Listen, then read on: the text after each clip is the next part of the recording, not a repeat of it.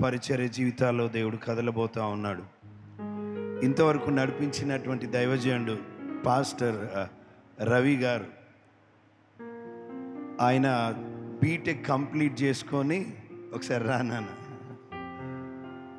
BTech complete చేసుకొని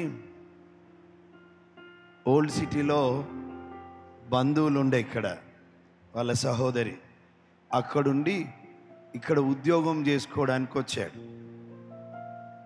దేవుని మహాకృప ఏంటిదంటే, దేవుడు తనని రక్షించుకున్నాడు.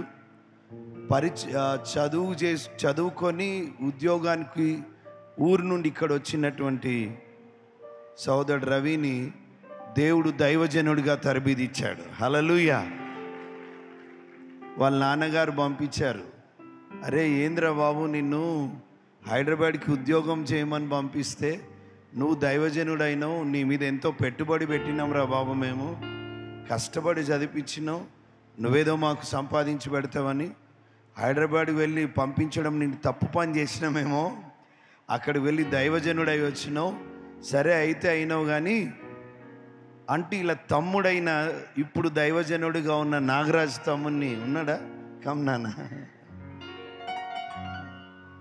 వాళ్ళ నాన్నగారు ఏం చేశారంటే, ఒరే బాబు నువ్వన్న పోయి డబ్బు సంపాదించిరా అని హైదరాబాద్ పంపించాడు.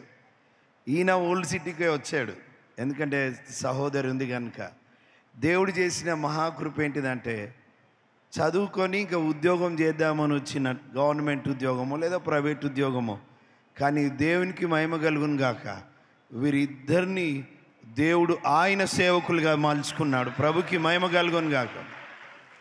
వీళ్ళ నాన్నగారికి కోపం వచ్చింది, అసలు ఏంద్రా ఓల్డ్ సిటీలో ఎవడున్నాడు, వాడు పోయినోడు దేవుని సేవకులు అవుతున్నారు అని ఆయన వచ్చాడు.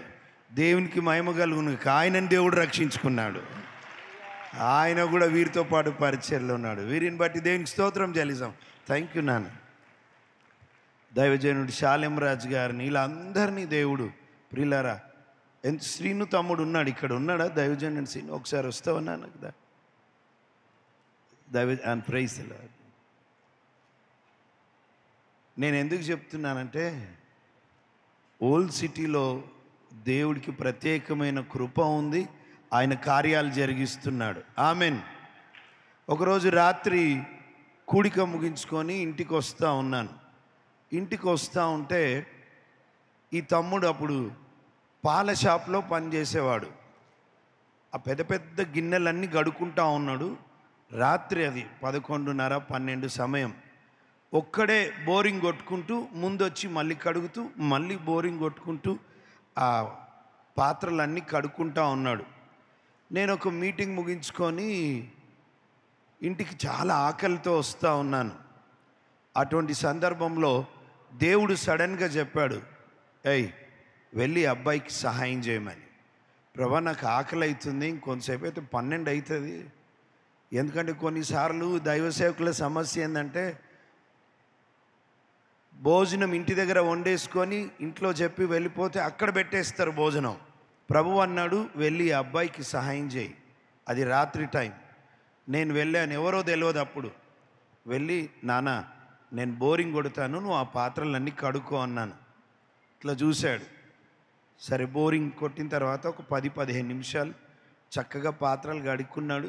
ఇక నేను ఆకలితో ఉన్నాను కదా, బయలుదేరుతుంటే అడిగాడు తమ్ముడు, అన్న మీరు ఎక్కడుంటారు అని అడిగాడు. నేను చర్చ్ దగ్గర ఉంటాను నాన్న అన్నాను. రావచ్చు అన్నాడా, ఎవరైనా రావచ్చు అన్నాడు. రావడం మొదలుపెట్టాడు.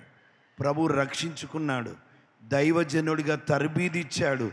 మెదక్ డిస్టిక్లో ఇప్పుడు పరిచర్య చేస్తున్నాడు. హల్లెలూయా.